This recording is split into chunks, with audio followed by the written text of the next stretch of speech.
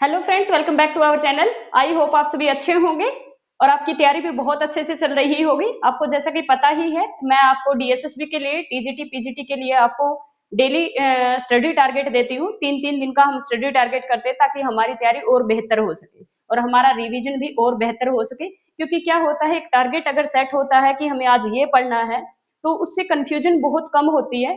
क्योंकि उससे ये होता है कि आज का हमारा यही गोल है और हम उस गोल को अचीव करने में पूरा दिन लगे रहते हैं और हमें पता भी नहीं चलता कि हमारी तैयारी कब से कब, मतलब यहाँ से यहाँ हो गई। ठीक है भाई, चलो फिर करें स्टार्ट। क्या करना है अब आपको? 7, 8 और 9 जुलाई को, ठीक है, आपको कोशिश करनी है कि ये पूरा का पूरा टारगेट आप कंप्लीट ही करो। ठीक है, फिर भी वैसे मैंने थोड़ा सा मैं बड़ा रखती हूँ टारगेट, ताकि आप लोग थोड़ा सा और ज्यादा बेटर करने की कोशिश करें। ठीक है भाई, चलो। ये डीएसएस में टीजीटी पीजीटी के लिए पेपर 1 का रहेगा। एस्टेट की अगर कोई तैयारी कर रहा है तो एस्टेट के लिए अलग से मैं स्टडी टारगेट बनाती हूँ, क्योंकि उसके अंदर जो टॉपिक रहते हैं वो अलग तरह से पढ़ने रहते हैं, क्योंकि पेपर बिल्कुल पास आ गया है उसका, तो उसकी तैयारी अलग स्ट्रेटेजी से होगी। ठीक है भाई, चलो।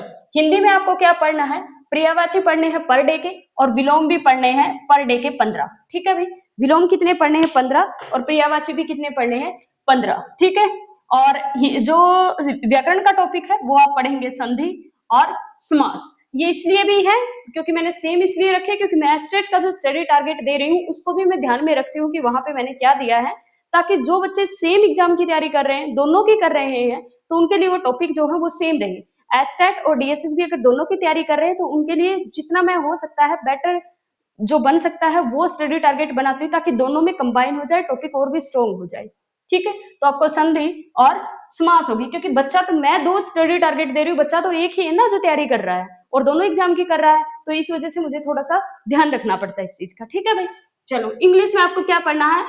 आपको एरर प्रैक्टिस करने हैं। क्या कब करना है? एरर प्रैक्टिस करने हैं। ठीक है, और किससे करेंगे आप? तरुण सर की पढ़ी है, तरुण मतलब यूट्यूब पे वीडियो, वहां से कर सकते हैं, या फिर जयदीप सर से कर सकते हैं, इन्होंने काफी अच्छा करवाया हुआ है। ठीक है, वैसे रानी मैम ने भी बहुत अच्छा करवाया, लेकिन इनका मुझे ज्यादा अच्छा लगता है। चलो, नेक्स्ट अपने पास 1 वर्ड सब्सटीट्यूशन। आप इंग्लिश में रोज के 10 आपको करने ही पड़ेंगे। ठीक है, तो 10 करने हैं, और इडियम्स और फ्रेजेस जो है वो भी आपको पर डे के कितने करने हैं? इडियम और फ्रेजेस भी आपको 10 करने हैं। ठीक है भाई, 10 पर डे के करने हैं। ये क्या है, मैं वहां स्टेट में नहीं देती क्योंकि वहां पे आते ही नहीं है इंग्लिश में ये सब कुछ, तो इस वजह से ये अलग से आपको इंग्लिश में पढ़ना पड़ेगा। ठीक है भाई, और मैथ्स में आपको क्या पढ़ना है? मैथ्स में सिर्फ आपको एक टॉपिक पढ़ना है, प्रॉफिट एंड लॉस। ठीक है, प्रॉफिट और लॉस, एक ही टॉपिक पढ़ना है, प्रॉफिट और लॉस। इसके 2 क्वेश्चन आते हैं डीएसएसबी में, तो इसको अच्छे से करना है। ठीक है भाई, नेक्स्ट है रीजनिंग में। रीजनिंग में आप पढ़ेंगे ब्लड रिलेशन, एक क्वेश्चन आता है। एक पढ़ेंगे कोडिंग डिकोडिंग, इसका भी एक क्वेश्चन आता है। कई बार कोडिंग डिकोडिंग के 2 क्वेश्चन भी आ जाते हैं। ठीक है, तो आपको 2 टॉपिक पढ़ने हैं, blood relation and coding decoding. 7, 8 और 9। 7 तारीख को ये पढ़ोगे, 8 तारीख को ये पढ़ोगे, 9 तारीख को दोनों की क्या करोगे? प्रैक्टिस करोगे। ठीक है, इसको क्या करोगे आप? 7 तारीख को आज प्रॉफिट लॉस पढ़ दोगे। ठीक है, और 8 और 9 को क्या करनी है? इसकी प्रैक्टिस करनी है। जीके में आपको क्या पढ़ना है? जो करंट है वो फरवरी की पूरी करंट करनी है, फरवरी की कंप्लीट करंट करनी है।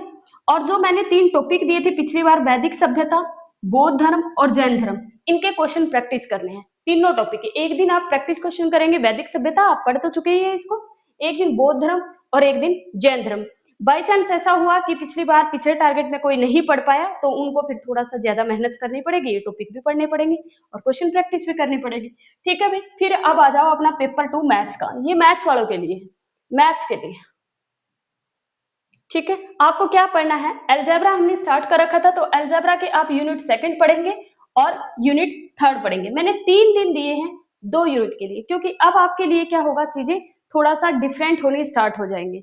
पिछली बार जो मैंने दिया था वो रिलेशन एंड फंक्शन दिया था, और एक मैंने यूनिट 4 दिया था। अब मैं 2-2 यूनिट देने लगी 3 दिन में। पहले एक एक यूनिट दे रही थी क्योंकि वो पेपर ज्यादा इजी थे। इनमें क्या हो रहा है, थोड़ा सा पेपर ये हल्के से आपको मुश्किल लगेंगे, लेकिन ऐसा नहीं है कि बहुत मुश्किल लगेंगे। और दूसरी बात, अगर आपको पेपर 2 की मैथ्स की तैयारी करनी है तो मैंने 75 वीडियोस पेपर 2 की according to the new syllabus बना रखी है। आप प्लेलिस्ट चेक करना, उसके अंदर मैंने सारी ये यूनिट करवा रखी है, तो आप वहां से पढ़ सकते हैं। अगर आपको कहीं और से पढ़ना है तो भी कोई दिक्कत नहीं है, आपको जहां से बेस्ट कंटेंट लगता हो वहां से पढ़ लेना। लेकिन मैंने भी 75 वीडियोज करवा रखी है, उसमें मैंने 9 बुक कंप्लीट कर रखी है, तो आपको क्या करना है, अगर आप चाहें तो वहां से नोट्स बना सकते हैं और वहां से पढ़ सकते हैं। ठीक है भाई, तो ये आपका रहेगा स्टडी टारगेट 7, 8, 9 जुलाई को। तो अपनी तैयारी करते रहिएगा, डिमोटिवेट मत होइएगा, अपने आप को मोटिवेट रखिए और रोज का जो आपको टारगेट दिया जाता है उसको पूरा दिन अचीव करने में लगा दीजिए। ठीक है भाई, बाय बाय, फिर मिलते हैं नेक्स्ट वीडियो में। वीडियो को लाइक करना, चैनल को सब्सक्राइब करना। Thank you so much.